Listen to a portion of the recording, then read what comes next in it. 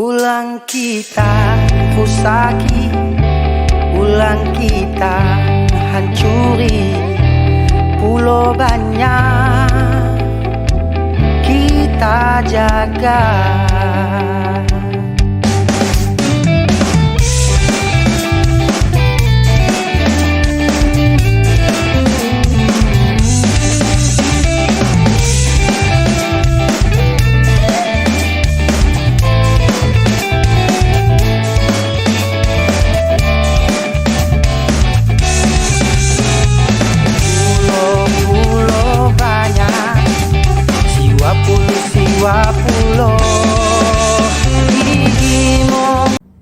Assalamualaikum warahmatullahi wabarakatuh.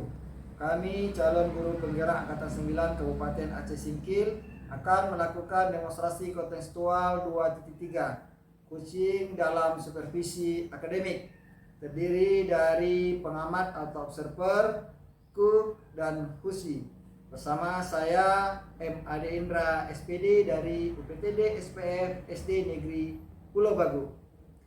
Saya Desma Sitompul SPD dari UPTD SPF SMP Negeri 1 Pulau Banyak.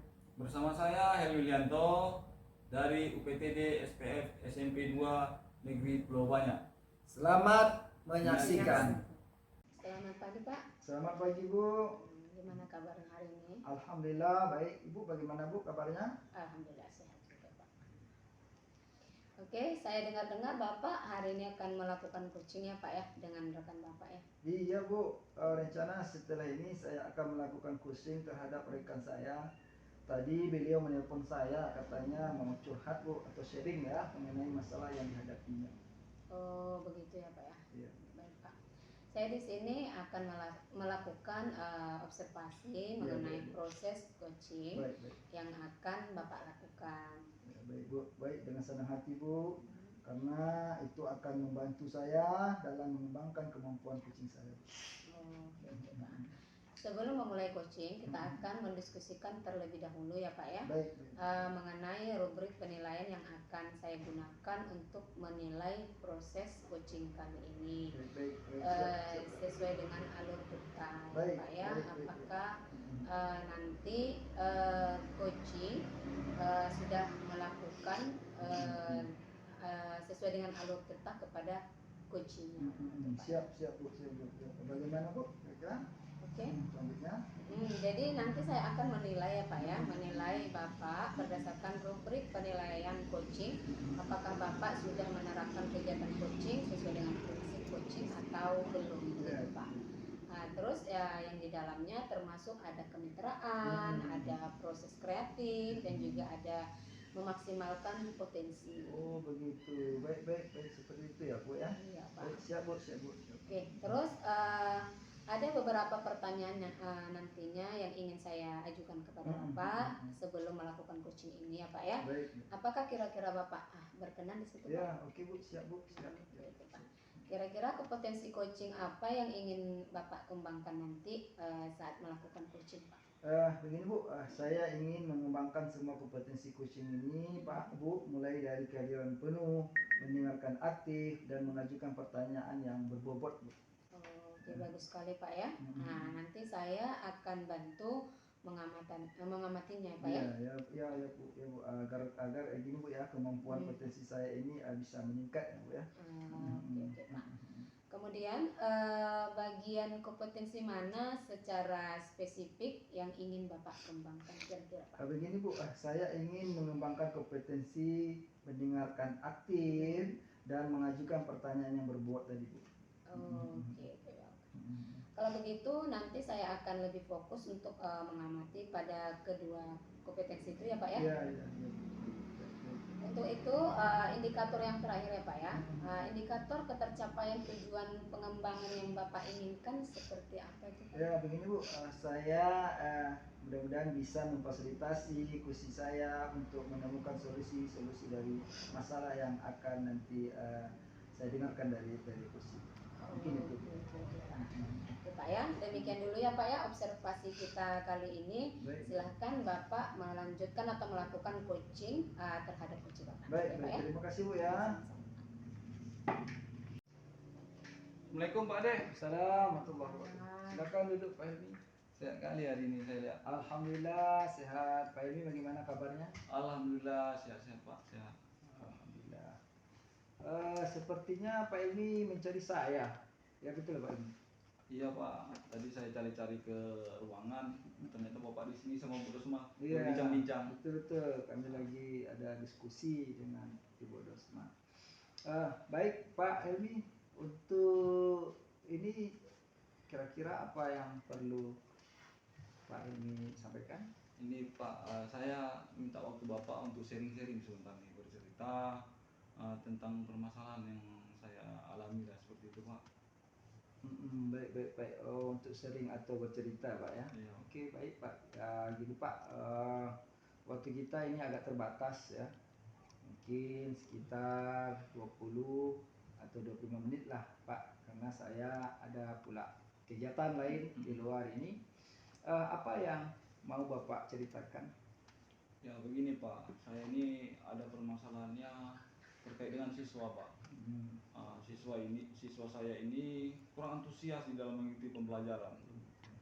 Selanjutnya tugas-tugas yang saya berikan pun hanya sekitar 40 atau 50% yang mengerjakan. Baik. Itulah masalah yang saya alami Pak. Baik. Jadi oke baik Pak. Jadi menurut Pak Helmi bahwa murid-murid Pak Helmi di kelas kurang antusias dalam menerima pembelajaran yang Pak Helmi sampaikan. Kira-kira Pak Helmi apa yang diharapkan dari sharing-sharing atau cerita-cerita kita hari ini?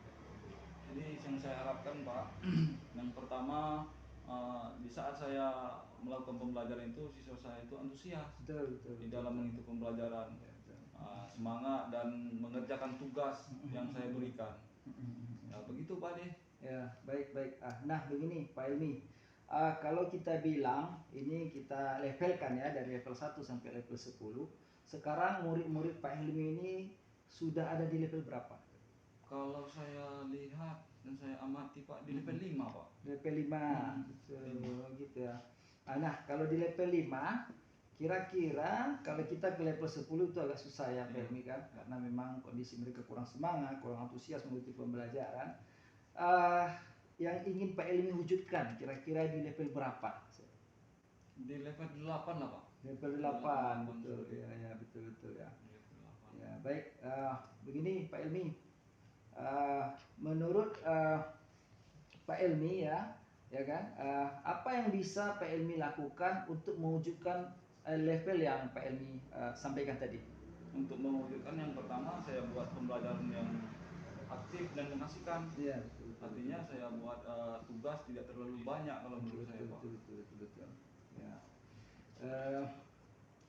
Jadi begini Pak Helmi, begitu ya. Berarti kira-kira apa saja yang bisa atau apa saja yang dapat membuat murid-murid Pak Helmi antusias dalam mengikuti pembelajaran? Ya kalau menurut saya Pak, murid-murid saya tersebut menginginkan pembelajaran yang asik, tidak monoton, Betul. tidak membosankan Pak. Betul. Karena memang semua siswa dimanapun menginginkan seperti itu. Betul. Saya juga menginginkan hal seperti itu. Ya betul. Kita memang perlu siswa yang tidak membosankan ya. Kita membuat pembelajaran yang tidak membosankan, tidak monoton ya. Serta ya kita jangan terlalu dominan lah di dalam kita memberikan pembelajaran. Ya.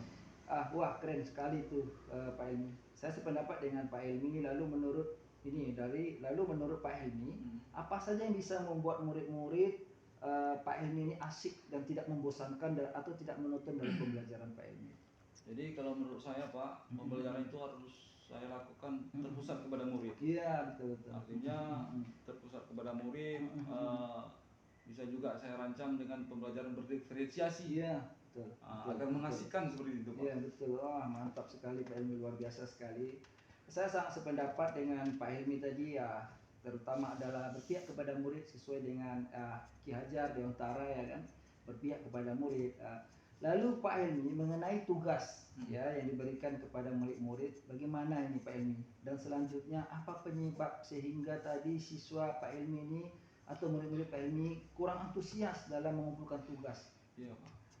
Kalau menurut saya karena tugas terlalu banyak mungkin saya bilang Pak.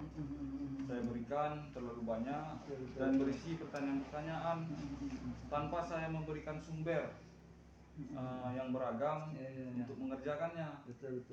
Contoh kan, misalkan kalau menurut saya sih jangan hanya dari pustaka saja. Betul. Oke. Baik, Pak Elmi, kalau boleh tahu menggunakan sumber belajar apa sih Pak Elmi di dalam kelas? Kalau untuk sekarang Pak, saya hanya menggunakan sumber belajar dari perpustakaan aja Pak, buku teks. Buku teks ya. Baik Pak Elmi. Adakah kira-kira sumber belajar lain selain buku teks yang Pak Elmi gunakan? Menurut Pak Elmi? Kalau saya lihat sih banyak sih Pak. Ya. Karena seperti YouTube itu Baik, sumber belajar juga, Instagram Ya, seperti itu. betul. Itu Pak deh. Ya, baik, memang betul sekarang, apalagi zaman sekarang, zaman teknologi ya Pak Elmi, kita perlu menggunakan ya teknologi edtech ya, seperti YouTube, ya seperti IG, Instagram, itu perlu kita, seperti TikTok juga perlu kita manfaatkan. TikTok itu bukan saja ke hal negatif, hal positif juga bisa kita manfaatkan. Nah, luar biasa sekali Pak Elmi.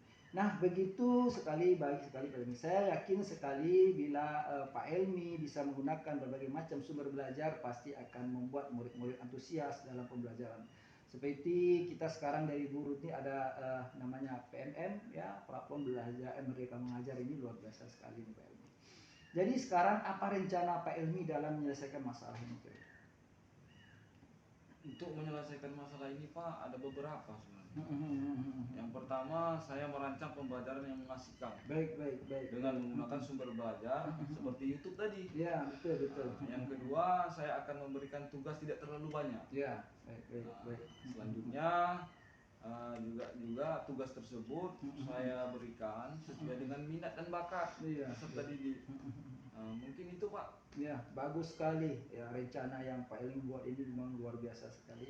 Mudah-mudahan berhasil ya, mudah-mudahan perlu kita tambahan selain tadi Instagram, YouTube, bermacam-macam segala juga sekarang berbentuk PPT ya kan, PowerPoint juga bisa kita manfaatkan. Setelah itu Pak Elmi, paparan tadi, menurut Pak Elmi apa nih komitmen Pak Elmi dalam terhadap rencana ini? Ya, kalau komitmen untuk rencana ini Pak, saya merencanakan pembelajaran yang mengasihkan. Ya, yang menggunakan sumber belajar untuk mengeksplorasi materi sehingga murid-murid saya dapat menjalankan merdeka belajar. Betul. Dengan tadi pembelajaran berdiferensiasi Pak. Ya, betul. Wah, bagus sekali Pak, ini luar biasa sekali. Saya yakin bisa mencari dan menyelesaikan solusi terhadap permasalahan ini ya. Jadi begini ya Pak, ini saya sangat mendukung sekali.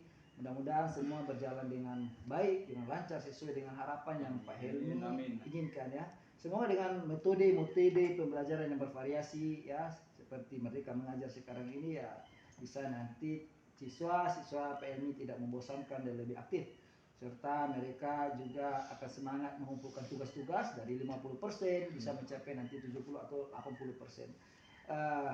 Baik, Pak Elmi, mudah-mudahan terima kasih ya atas sharingnya, atas curhatannya. Mudah-mudahan semua permasalahan Pak Elmi ini bisa teratasi. Ya, terima kasih Pak Elmi. Amin. Terima kasih Pak telah meluangkan waktu Bapak juga untuk mendengarkan sharing saya, permasalahan saya.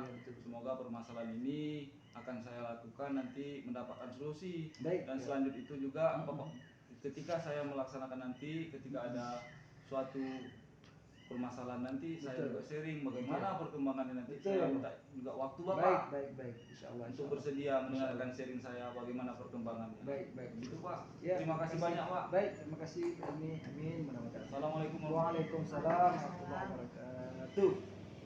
Alhamdulillah ya Pak ya, coaching kita kali ini berjalan dengan baik dan lancar.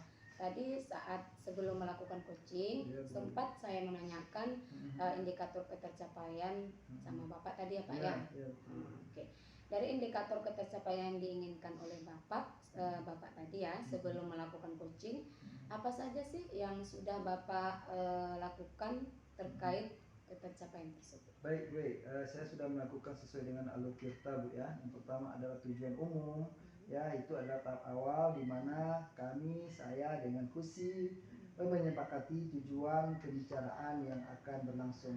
Dia tujuan yang datang dari Kusi. Ya. Yang kedua adalah identifikasi, ya Bu. Saya melakukan penggalian dan pemetaan situasi yang sedang dibicarakan dan menghubungkan dengan fakta-fakta yang ada pada saat sesi. Selanjutnya reaksi, Bu ya, reaksi aksi yaitu pengembangan ide atau alternatif solusi untuk rencana yang akan dibuat. Yang terakhir adalah tanggung jawab, Bu, membuat komitmen atas hasil yang dicapai dan untuk langkah selanjutnya, Bu. Begitu. Begitu ya Pak ya. Baik Pak, menurut saya sebagai observer sudah bagus sekali, sudah menjalankan coaching sesuai dengan alur tirta ya Pak ya, di mana Bapak sudah melakukan identifikasi terhadap permasalahan-permasalahan yang ada pada coaching ya Pak ya.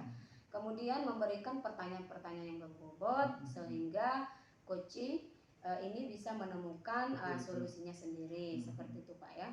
Selain itu pada coaching ini Bapak juga sudah menerapkan prinsip-prinsip coaching gitu Pak ya. Selamat ya Pak ya. Sudah memberikan jawaban-jawaban terhadap coaching kali ini. Oke, terima kasih banyak ya Pak ya. Terima kasih Bu, terima kasih.